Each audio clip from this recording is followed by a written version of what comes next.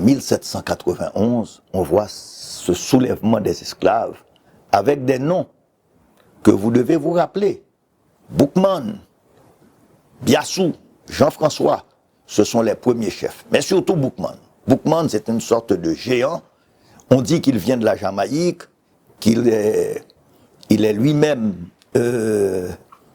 quelqu'un qui était un prêtre vaudou. C'est ce qu'on dit.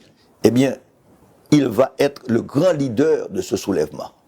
Boukman a le malheur, lors du soulèvement, de mourir lors d'une attaque sur le Cap haïtien, sur le Cap qui est le Cap encore français, qui deviendra le Cap haïtien. C'est la ville la plus importante de la colonie, même plus importante que Port-au-Prince, qui est la capitale. Eh bien, Boukman meurt lors de cette attaque pour prendre la ville, et de 1791 à 1793, on observe deux phénomènes dans cette colonie.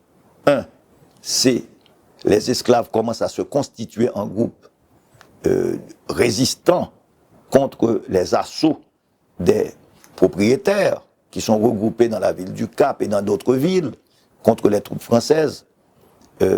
La République française a envoyé dans l'île des commissaires, dont un sera très fameux, Sontonax. Ce sera lui qui, en 1793, face à l'assaut des grands colons et des blancs, proclame là la liberté générale des Noirs.